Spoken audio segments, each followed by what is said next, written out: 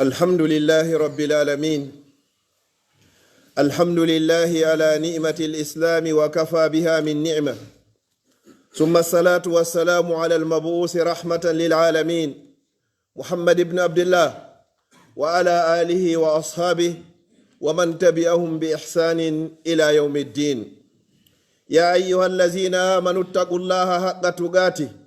ولا تموتن إلا وأنتم مسلمون. يا أيها الناس اتقوا ربكم الذي خلقكم من نفس واحدة وخلق منها زوجها وبث منهما رجالا كثيرا ونساء واتقوا الله الذي تساءلون به والأرحام إن الله كان عليكم رقيبا. يا أيها الذين آمنوا اتقوا الله وقولوا قولا سديدا يصلح لكم أعمالكم ويغفر لكم ذنوبكم ومن يطع الله ورسوله فقد فاز فوزا عظيما. يا أيها الناس إنا خلقناكم من ذكر وأنثى وجعلناكم شعوبا وقبائل لتعارفوا إن أكرمكم عند الله أتقاكم. أما بعد فأيها السادة،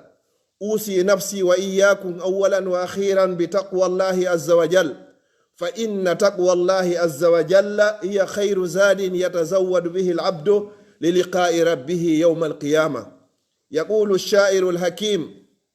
تزود للذي لا بد منه فإن الموت ميقات العباد، وتب مما جنيت وأنت حي، وكن منتبها قبل الرقاد، تندم إن رهلت بغير زاد، وتشقى إذ يناديك المناد، أترضى أن تكون رفيق قوم لهم زاد وأنت بخير زاد. قال سبحانه: وتزودوا فإن خير الزاد التقوى واتقون يا أولي الألباب. وسئل الإمام عن التقوى فقال: هو الخوف من الجليل والأمل بالتنزيل والرضا بالقليل والاستعداد ليوم الرحيل. أما بعد أيها السادة، الثبات ثم الثبات ثم الثبات بعد رمضان. فأعيروني بالقلوب والأسماء، فالله سبحانه وتعالى أسأل بأسمائه الحسنى وصفاته الأولى أن يجعل كل كلمة أقولها هنا خالصة لوجهه الكريم، وأن يجعلكم أيها المستمعون الكرام من الذين يستمعون القول فيتبعون أحسنه، أولئك الذين هداهم الله وأولئك هم أولو الألباب. أحبتي في الله، musidɓe julɓe tedduɓe teddirɓe l'islam, ɓawo en yettude Allah o bajjo seniɗo wawɗo mo ronkata wiyeteɗo Allah, arsikuɗo en accidugol en e wonkiji meɗen ha Suumayee ara, o accidi en e majji kadi ha Suumayee on feƴƴi, o arsiki en nema ɓurɗo mawde e nemaji ɗi nema l'islam, o arsiki en horugol lewru Suumayee balɗe 30, o arsiki en jangugol Qur'an, o arsiki en waɗugol iidi, o arsiki en kay tawnede kadi lewru wiyetendu Shawwal.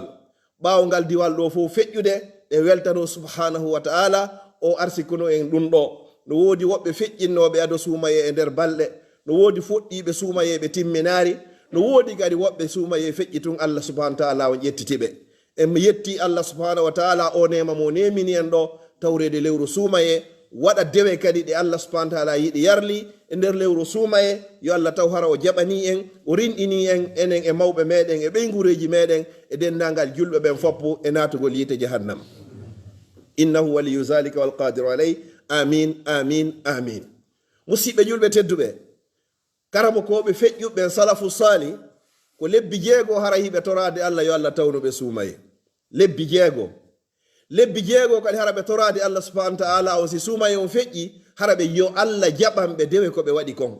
Naafi a hoori, a jangi Qur'an, a insinike, a jantike inde Allah, a itti sadaka, a huntini horuɓe, a ufinike, a waɗi umra, a waɗi moƴƴereji ɗin fof e nder lewru Suumayee ndu, na obligatoire hoore Allah be o jaɓanama. Ko ya toro Allah yo arsike wawgol waɗugol ngol. Si a wawi waɗugol wulla non yeeso makko, Allah mi torikema jaɓana. So jaɓanarima ala hay goto jaɓanowomo. So inni o jaɓata susata landitade mo. Ko ya waɗu ha dewal ngal gasa, fewtamo no wulla kadi yeeso makko, Allah mi torikema jaɓana. Innama yataqabbalu llahu ko minal muttaqin. Na ɗuɗugol golle ɗen Allah ha ton jini, ko jaɓede golle ɗen. Si Allah jaɓanima nde wotere pet haray amali, goɗɗo no rewa Allah e nder duuɓi 60 mo rewde Allah hara o heɓaari dewal gootal ma ñallal gootal ma sa'iyum gootum ko Allah jaɓanimo dewal ngal ko ya toro Allah mi torike ma jaɓana ko ɗum Allah ini fa isa faragta fansab sa gayni waɗgol dewal ngal fewtumo wulla kadi toroɗamo Allah mi torike ma jaɓana as-salafu salih ridwanullahi alayhim kanu yad'una Allah subhanahu wa ta'ala khilala 6 ashhurin an yuballighahum Allah ramadan وبعد رمضان أيضا خلال 6 أشهر يدعو الله سبحانه وتعالى أن يتقبل منهم ما قاموا به من الأعمال والطاعات والصالحات والاستغفار والدعوات خلال رمضان أن يتقبل منهم ونكرمكم بفيت يوبن كامبي بونيرنو يونكو الثبات بعد رمضان كويا تبتو باو لورو سومايي دون فيت يدكري فكيف نثبت بعد رمضان أيها السادة الكرام كونو نون تمتيرتين باو سومايي mo be meɗen hino andi ha felliti andi ko piiji honɗum e bonɗi on tigi renti e nder lewru suumaye siko sonnajo mo tiggotano ko lewru suumaye aray tun o sooda tiggare siko sonnajo moraynoɗo mes somaye aray tun o inna o morata himo hoori siko gorko yeeyaynoɗo ka yeeyi o inna mo hersi Allah yeeyugol ɗum ɗo e nder lewru suumaye himo hoori siko mo juuloytano ka juulirde o inna o wakkilota ko hoorugol o ronka juulugol siko mo juulatano few o inna mo hoori juulaari Allah faalaka dewal makko no wonno woɓɓe ha hande ɓe memari jikrowol ɓe jandota ko inde Allah ɓe ɗaɓɓi jikrowol ɓe ɗaɓɓi kufune ɓe ɗaɓɓi kadi kaftani hum lamba kum dane hum peng ko ɓe nafiroya waktuji ɗin ka juulirde so tawi ko sonnaji o ɗaɓɓi jilbabu himar timmuɗo tis ko yara ka juulirde sabu teddugol ndu lewru suumaye siko gorko salminaynaɗo suddiɗo o inna o wattata hande kadi siko waɗaynoɗo ko harmi o ina watta e nder lewru suumaye siko heɗotonoɗo musique o ina watta ɗum himo hoori o horata ñallal ngal fof o heɗo musique o horata ñallal ngal fof o yara beere o horata ñallal ngal fof o fiima cigarette simo jokkano enɗan o jokka enɗan saabu lewru suumaye siko ƴaggannoɗo mawɓe muɗum o ina o ɗoftotoɓe e nder lewru suumaye siko taƴodirnoɗo e goɗɗo o ina o wakkilota ko hoorugol hande kadi hara mo taƴodiri e goɗɗo siko taƴunoɗo enɗan waka zalik ɗiɗo foppo acciriɗe sabu lewru suumaye Allah goto jeyɗo suumaye on ko kanko kadi jeyi juldaɗo sa waɗiti ɗiɗo ɓawo lewru suumaye ɗum sitta har hay sa accanori ka nder lewru suumaye fi honɗum a holli Allah ko a capable wawgol accugol ɗi ka nder lewru suumaye ko fi honɗum kon kadi accaɗi ɓawo feƴƴugol lewru suumaye fa inna Allah subhanahu wa ta'ala يرضى الله سبحانه وتعالى أمن أطاعه في شهر رمضان فالله سبحانه وتعالى يرضى عنا أن نطيعه السمع والطاعة خلال شهر رمضان فكذلك أيضا ويغضب على من أصاه وخالفه في أي شهر وفي أي وقت وفي أي زمان وفي أي حين كان ذلك في رمضان أو خير رمضان الله سبحانه وتعالى ميدني مويلتني sen ɗoftike mo e nder lewru suumaye himo yiɗi en kadi mo weltani en sen ɗoftike mo lewru wondu wo wondu ñallal wongal wo sa'i wonɗo wo wonɗo kala kadi ka wonɗa yaqulu nabi sallallahu alayhi wa sallam ittaqillaha haysu ma kunt nelaɗo sallallahu sallam e maki wo hulu Allah kala wo ka wonɗa ittaqillaha haysu ma kunt watba'i sayyi'ata alhasana tamhuha wa khaliqin nasa bi khuluqin hasan rawahu al-imam at-tirmidhi nelaɗo sallallahu alaihi wasallam e maki wo hulu Allah kala ka wawɗa wonde Allah jeeɗo suumaye on ko kanko jeeyi lebbi luttuɗin fab ko huluɗa Allah kon a naati ka suuduma antum a suusari ñamugol ha haara yara yalta inna yimɓe ɓen hiɓe hoori ko hanɗum haɗi waɗa ɗum ko ɓay hiɗa felliti wondema pellet Allah himo sutima yo non ɗin boneji ɗi accuɗa ɗin e nder lewru suumaye sabu kulol Allah subhanahu wa ta'ala Allah himo rentuma kadi ɓawo suumaye seede wa min alamati qubuli ta'a an tatba ay ta'at bi ta'a mande wondema dewal mangal ngal jaɓama ko sa jokkintini dewal ngal kadi dewal gongal go kadi wa min alamati raddi al a'mali saliha an tatba al a'mali saliha bil a'mali al qabiha mande wondema dewal ko waɗɗa kon e nder lewru suumaye kon jaɓaka few jentoɗen nde yewterɗo moƴƴa mande wondema ko waɗɗa kon e nder lewru suumaye ɗum jaɓama ko sa watti dewal goo kadi ɓaawo lewru suumaye mande wondema dewal ko waɗɗa kon e nder lewru suumaye jaɓaka ko sa yiltitike waɗgol geddi e bakkatu yeddugol Allah yeddane laaɗo Allah ɓaawo suumaye ko ɓeyni watba isayya alhasanati tamhuha ko sa waɗi ko boni kon ko ya jokkintin ko moƴƴi kono sa waɗi ko moƴƴi kon a yiltiki a moƴƴi jokkintini ko boni ɗum ɗon haray montay gollal moƴƴal aranal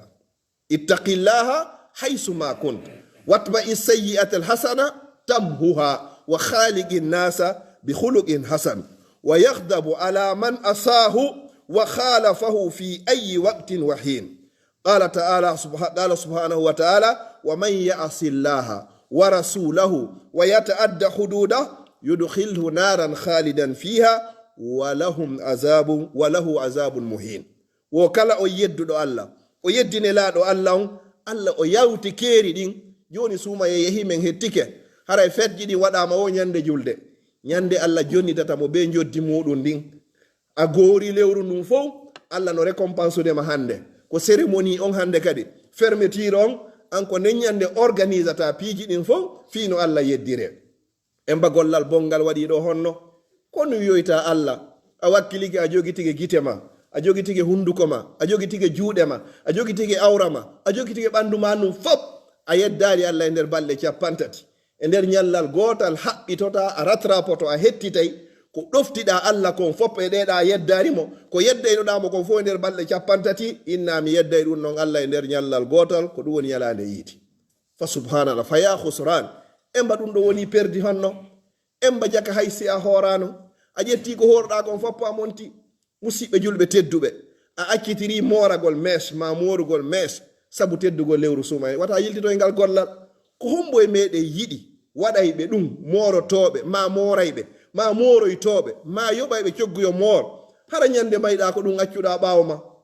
ko hombo yiɗi ƴettugol ɗum ñammina mawɗo muɗum ko hombo e meɗen enen ɓe duhiɓe ɗo yiɗi ñande mayɗa sa yahama fewnede hara koɓe fermu koɓe ittu rokku wi ngin coiffure wi ka waɗɗa ka hoorema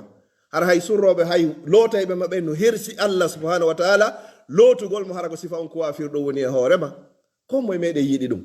e hille goto e meɗen ndeɗa moro mes ma nde waɗa way ngi coiffure wi ɗon a anda si Allah ƴettitatama e nder muɗum nde hiɗa yaha waɗugol ko boni kon ko honnu hanɗa anditude Allah no wawma warde e hoore ka wonɗa wadde ka boni ɗon ka ƴettuɗa intention ɗon anni e oɗon hiɗa yaade yeddoygol Allah Allah no wawma récupérude ton o nangama ɗon o warama ɗon isan fasam ha zata qulli rabbik konno wiyenoyta jomi ma amma yiye hoore ɗum ɗo mo be meɗen yo calculani hoore muɗum yo sonnajo waalo maaya hara mo accitiri ni hoore makko ma hara ko mes woni hoore makko yo sagata waalo maaya hara ko coiffure woni ka hoore makko e yo goɗɗo immo yaha makka ɗo waɗoygol umra o maaya ton antun e hakkille ma ñaawi ɗon ko hombo e ɓen ɗon ɓuuri e moƴƴude e wawata ñawde goɗɗo ko suuɗi kon kono ko feeñi kon ko hombo e ɓen ɗon ɓurɗen tañƴinanade moƴƴere nden laakara en fof hiɗen andi yo goɗɗo immo o yaaka juulirde juuloygol o yaaka juulirde heɗoyagol bayano goɗɗo immo ɗo yaha e discothèque amoygol o ƴetta jiwo harmanɗo mo ɓe immoɓe yaada ton mayde ƴettitamo ka discothèque oɗa wara ka juulirde juulugol mamo wari heɗagol bayana mamo wari laɓɓingol juulirde nden mamo wari holtingol juulirde nden ɓeɗo mo be Allah ƴettita ɗum ka woniri ɗon musidɓe julɓe tedduɓe e mara yiite e mara aljanna ɓeɗo ka hakkillaji meɗen wowlɗen e wowla ko hombo ɓurɗen tañƴinanade moƴƴere nde yeeso subhanahu wa taala o be meɗo jaabiɗon landal ngal joni noon nde miɗo yaha to mi mara garanti mi artoyey woodi yewɓe ɗo makka buyi artari waɓutu hay e goto juulatake makka ma madina sina fureji ko dolle dolle woni ko juulate hakkunde mayɓe ton e yahuɓe maayoyi ton kadi an kay ɗoni hiɗen e juma ɗo goto e meɗen anda si alansara taway ɗum a anda ko honde tuma goɗɗum hino hiɗa habbi goɗɗum ko anda sanga arata joni noon ene hiɗa andude ko honno habborta ɗum ko ɗum si fuɗɗorde nga fuɗɗorde wota zawwat lillazi la budda min wo heblano nden hunde tawata feere wo ala ko be feere wo ala ko be an e mayde fotton a anda ko honto fottoton a anda ko honde tuma a anda ko alhaali hombo fottirton e hoore a maayay hara hiɗa selli nawnuɗo ɗa o waalo ɗon selluɗo maaya accamo ɗon na innugol de ko nawnuɗo tu woni ko maayata goɗɗo no waawi tigi tigi on haraɗa selli ken haraɗa yaltiga salle de sport plein cellal fotta e malakul mawti o hara mo habbima ka dambugal acca neɗɗo wonɗo e koma hara ngoy soin intensif on hara woni lewru lebbi ɗiɗi lebbi tati hara himo wali ɗon maya acca on ɗon qul innal mawta allazi tafirruna minhu fa innahu mulaqikum koko wonɗen dogude fo kulol fo ko fiinde e mayde wo on fottay e mayre jon noon hiɗa yawde hine yawde alutta ga suudu tun kay suudu kadi hinde wawma tawde ton walaw kuntum fi buruji musayyada hay si tawi haray ɗon e nder tataji ndaare yon palais présidentiel ji wano maison blanche sika ɗin ko nantata ɗin no garda hakkirde gardede ene ɗin ko waɗana ko fi malakul mawti la wallah o waray o rewda ɗon hara gardi fof no punni ɗon naata o waɗa ko watta ko immo o yalta hara hay goto famari ko ɗum ɗo woni ko habbilam min habbima an kadi kiun non ndeɗa waɗa boni hunkun e ma an nenirawo an o bandirawo an o kotirawo quelque lisiɗa yiɗi yo mayde nden ara tawama e hoore kunɗon e hoore ko waɗata ko boni kon wallahi mi yiɗa a yiɗa mo be meɗen no yiɗi nde no maaya hara koye hoore ko moƴƴi ko ɗum si goɗɗo no hani duumade e duwa allahumma arzuqni allah mi turike ma arsi kan husnal khatima timmode moƴƴere ala du'a mo bani adama hani duumade e muɗum ɓuri oɗo ko juuli ko hoori ko hajji ko zakki ko reeni e ko boni ko ɗiggani nene e baaba kala ko waɗɗa e moƴƴireji ɗin fof ko fiyo allah okke ɗum ɗo allah mi turike ma okkam battane moƴƴo bani adama ko sujji wo ko sujji ka leydi ka o ɓuri ɓadodirde ala ko yahi ɓantade o ko yahi ɓantade allah mi turike ma okkam battane moƴƴo ko ɗum landete darayɓe ballon hecciyanke on daari ballon hakkude Real e Manchester City macci on satti ɓeeɗa domini ɓeeɗa marki bihun law ɓeeɗa égalise ko ala dernier minute ɓeeɗa dominama kono ko honɗum landoyte ka fen na ko hombo domini ene ko hombode gañino ko ɗum ɗo woni husnal khatima o quelque soit no feƴƴiri ɓe heɓi carte rouge ɓe heɓari ɓe dominama ɓe dominari ɓe marki ɓe markari ene ko hombo woni ko gañi ko Real woni ko gañi ko ɗum ɗo wonno ko ɗaɓɓa ko ɗa kadi an kadi a juuli a hoori a hajji a zakki ene fewndo wonki ki yaltata ka ɓandu ma koye hoore honɗum woni ko ki yalti ko ɗum ɗo woni ko ɗaɓɓa ko na ndu kufundaru an ɗo na ngi doloki an ɗo na hajju na umrande laabi temeɗɗe na ɗum woni ko landa na mi janni mi jangi na mi waajike mi waajama na mi darni juuliɗo ma mi darnaɗo mi waɗi lekkolji mi waɗi ko ñande inna Abdallah maayi kaarijo maayi ene koye hoore honɗum woni ko maayi si a anditi ɗum ɗo wallahi a anditi ɗum ɗo a faami ma'ana muɗum on wallahi a jewɗo to jemma fof hara hiɗa wullude fiyo ɗum na debi on darete ko fen on si tawi réunion waɗa ene koye hoore honɗum woni ko waynodira réunion no jooɗe ɗo fuɗɗe sonke ha kono ina jooɗi kalmoɗen ɗon fof fottaka yewi haka fen mo be hara tension mum on tippike ine joni koye hoore ɗum ɗo woni ko darɗe yalte mo be no welti contrandi ɗo waɗo yey ɗo koye nda sattuno ha kono ene ko honno hoore honɗum woni ko waynodira an kadi an e malakul mawti nde ɗo waynodira koye hoore honɗum woni ko waynodirto wallahi musidɓe julɓe tedduɓe summa wallahi musidɓe julɓe tedduɓe wona min hina an ala hay e goto meɗen sina a fotta e malakul mawt a jangirari fiyon ronku fottude a laamorari fiyon ronku fottude a heɓirari jaahu fiyon ronku fottude a heɓirari jawdi fiyon ronku fottude a rentorari fiyon ronku fottude a wonirari mawɗo fiyon ronku fottude a wonirari sagata fiyon ronku fottude a moƴƴirari fiyon ronku fottude a wonirari bonɗo fiyon ronku fottude ko kullu nafsin za'iqatul maut ko kala ko wiyete jogi ko wonki ko meeɗay ko wiyete ko mayte si tawino hara ko sabu moƴƴugol accayno goɗɗo hara o mayari wa bi rabbil ka'aba nelaɗo sallallahu alayhi wa sallam mayatano si tawino goɗɗo waɗayno bone yedda Allah hattirde yeddugol o daɗira mayde sabu muɗum wallahi summa wallahi fir'auna mayatano abu jahali mayatano si tawi goɗɗo heɓayno ko wiyete kon jawti hara ndi luttinayno mo addi hara o mayatano wallahi garura en mayatano si tawi sagata yagal jogagol doole e jaahu e teddungal e ngari luttinayno goɗɗo yusuf alayhi salam on mayatano goɗɗo ko wiyeteno laba ko ha wiye yusuf ko wiyeteno jogi jaahu dambe ko ha hewte yusuf o woni annabajo ben makko yaɓuba woni annabajo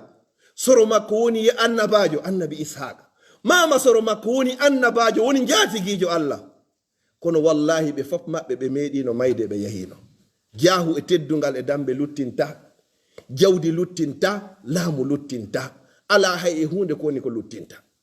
Fir'auna darino ini ana rabbukumul a'la ko min woni Allah mon ɓurɗo e towde on o dari o ini ma alimtu lakum min ilahin ghayri o mara hay e goto reweteɗo si wona min kono nde Allah arannomo fa akhazahu llahu nakala al akhirati wal ula Allah watti yeso ɗon inna fi zalika no ɗum ɗo halkugol Fir'auna ɓawo wonde ko pouvoir plus de 400 ans duuɓe temen la ibratan ɗum ɗo ko waaju liman yakhsha wonande kala on hulayɗo warɗo ndu bandiru ɗo an a hewtata mi hewtata jaahu e bawre ko oɗo hewtuno kono Allah wari oɗo e nder bimbihum gotum pet hay juutari bimbihum gotum pet o teeɗi Allah o teeɗi annabajo Allah o bewi bani adama nde mo halke wonde mo halke ko tuma o bewi kalla innal insana ko la yatagha bani adama on ko beway ɗum ko honde tuma noon an ra'ahu staghna ko tuma nde o yi hoore makko ko alɗuɗo alɗugol ngol na jawdi ndin tun goɗɗo no bewira jawdi goɗɗo no bewira gandal heɓa gandal ene kaari no jangi o bewira ɗum goɗɗo no bewira dambe ko menen iwdi kaari en o bewira ɗum goɗɗo no bewira ko wiyete kon teddungal ko yo kaari en ɓe senike ɓe sentire o bewira ɗum Allah halkiroyamo ɗum goɗɗo no bewira ko wiyete ko yiɗede ka yarɗa o hiɗa hitti bewira ɗum Allah halkiroyamo ɗum ɗo ko ɗum Allah ini kalla innal insana ko la yatgha an ra'ahu staghna tuma nde yi hoore makko ko alɗuɗo piiji ɗin fof timmi hande kadi tanki kaari hewtari hay hunde marsata on say noon o bewa Allah halkamo wono halkirno noon Fir'auna musidɓe julɓe tedduɓe ayyuha sada wa inna alamati raddiha an tutba qabihul a'mali wa dani'il khisali qala alayhi salatu wassalam inna ahabbul a'mal aw ahabbul a'mali ila allahi adwamuha wa in qalla nelaɗo sallallahu alaihi wasallam maki wo ko ɓuri moƴƴude e yiɗede golle ɗen foppu ka Allah ko gollal duumi ngal haysi tawi hingal fanɗi musidɓe julɓe tedduɓe no fanɗi mo heɓari tippande wotere qur'ana on e nder lewru Suumayee hasiba noon hoorema yogande maka juldandu ɗo ha ñande inna kadi Suumayee ari ko jelu tippuɗa ko ɗon andata si tawi gollal ma ngal jaɓa ma ngal tawi jaɓaka ko ɗon andirta sa wakkiliki e sa wakkilaki si tawi Suumayee a heɓi tippande ɗiɗi tippande tati Suumayee feƴƴi ɓaawo lebbi 10 a ronki tippugol qur'an nde wotere a ñaaway ɗon hoorema si tawi Suumayee ari e darike ha ndu yahi haynde wotere a wopaari naafilo ɓaawo imamu ka juulirde jogande maka juldandu ari ɗo ha Suumayee kadi aroya hara hay darɗe ɗiɗi a immaki naafuɗa jemma ka suuduma ñawan ɗon hoorema Suumayee ari ha yehi a itti sadakaji a huntini horuɓe a naɓani bappa a naɓani kaw a naɓani yaaya a naɓani karamo koye musidal tolodal bolonda alamu heɓari sunna kate jooɗe ma yo Allah yoɓe ko moƴƴi Suumayee yehi joni way ko jelu waɗɗa no woodi woɓɓe ko hara ɓe hatto jini ɓaawo Suumayee ɓuri e nder Suumayee ko jelu ko hombo kadi ittanɗa ɓe taƴodirnoɗa fop o moƴƴintino e nder lewru Suumayee ko ɗum fu itantoɗa ɓaawo ɗum ɗo neɗɗo so o calculi moƴƴa taƴota ko goto a jaɓata kadi goto taƴoma ñande be ñande Allah innayi itta e malakaɓe kala tenere alkamisa Allah yaafoto bakkatuji jiyaɓe makko ɓen fof siwna yimɓe ɗiɗo taƴodirɓe Allah innayi malaikaɓen terte ɓeɗo ɗo yoɓe wonɗo ha tuma nde ɓe tuggidiroyi wo ha jowan ala e maɓɓe ko hombo e maɓɓe ɓuri moƴƴude ko on adiɗo hiwrade oya musidɗo julɗo tedduɗo sa faami o hadis ɗo goɗɗo hay so eɓɓima taƴagol a jaɓata taƴagol mo fi wata perdu moƴƴere jogandema tenen ha e alkamisa hara ya waɗi bakkatuji no yaafoɗin noon ko a jaɓari an e oɗo taƴodir ko hiwriɗamo hay so faalaka ti tan fuude luy tertomo ɗon watta ina assalamu aleykum wa aleykum salam ɓe gurnen no e jang hi alhamdulillah on taƴodira few kono so tawi noon on fotti ila sallallahu sallam fa yaltaqiyani ɓe fotta fa yuridu haza wa yuridu haza wa khayruhum allazi yabda'u bisalam ko hombo e maɓɓe ɓuri moƴƴude ko on adiɗo wiide o ya assalamu aleykum enen ɗo fuu ɗo ka patron ma ka gollata ton patron ma mettinante a leeti a waɗi ɗum ɗo ngerme kono ɓayɗa andi fendi mo a pellete compte ma on o heeway tew o yoɓete a muññoto ina ade golle no satti ko ni eni no natirɗo no yaltiri kono hatta bimbi kadi dawa ɗa noon sa innama ɗo joni ñande hewriɗa moɗa mari 1000 €, so hiwritike sendon ɗi so hiwritaaki ko anje 1000 euro on fof wallahi goto e meɗen taƴata ko hiwragol mo baraji hun goto no ɓuri a okkede ɗo 1000 euro musidɗo julɗo tedduɗo miɗo toro allah subhanahu wa ta'ala on أسأله بأسماء الحسنى أن يتقبل منا ومنكم صالح الأعمال وأن يجعلنا من أتقائه من النار أقول قولي هذا وأستغفر الله لي ولكم فاستغفروه إنه هو الغفور الرحيم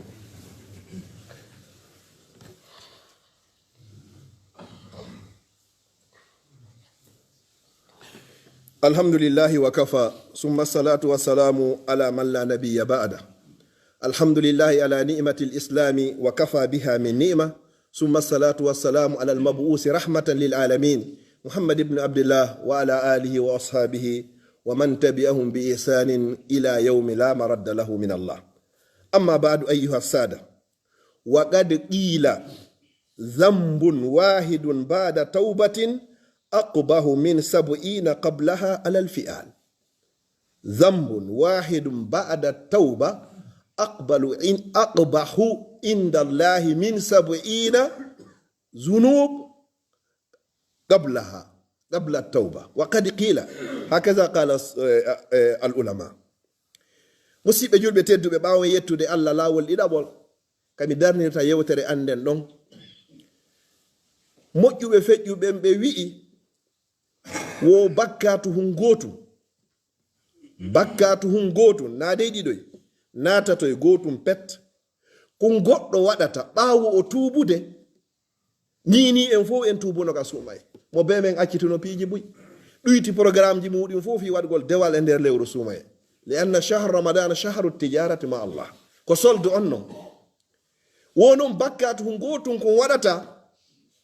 ɓaawo a tuubude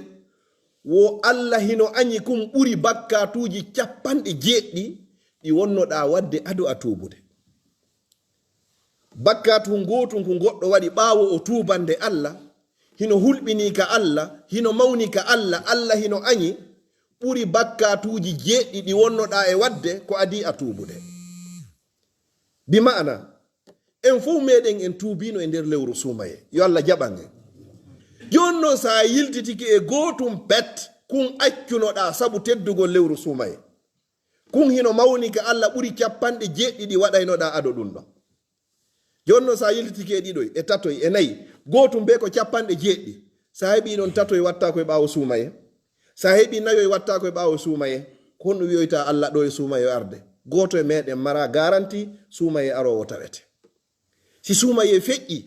Allah rinɗini jiyaɓe makko ɓen fof wakkinoɓe ɓen fof e natugol yite jahannam ko ɗum ittitoyta hoore ma kadi ka liste o waɗima ka naata ɓe aljanna bi isnillah watta hoore ma kadi e naata ɓe yide sabu faggitagol bakkatu amara garanti mijiti dewal ko waɗɗa e nder lewru Suumayee janngugol Qur'an jantagol inde Allah naafoygol ittugol sadakaji huntingol horuɓe wallitagol ɓeygure siko sonnaɓe defugol sunnakatiji naɓaka juulirde itta sadakaji konto ko dewe ko waɗɗa kon kon ɗum yebanta ɗum ɗo fof ɓaawo Suumayee noy wasay goɗɗo woni leyɗe ɗo e nder duuɓi 10 fof imo wadde projet fi darnugol suudu ya ha suudu no fop gayne fop karole nder e ɓaawo kilimji waɗe ndiyan naade kuran naade meuble fop hara yiwɗo ko hoore mum falante si Suumayee on feƴƴi haray ko non wayirɗa ko non mahirɗa galle maɗen ko non jalbinirɗa qabru ma on ko non préparirɗa ñande Allah ƴettutuma wo kana toyta jonno Suumayee feƴƴe tun hande ka yara ƴetta mardo on fuɗɗora vitre je konkon fusa kun ɗo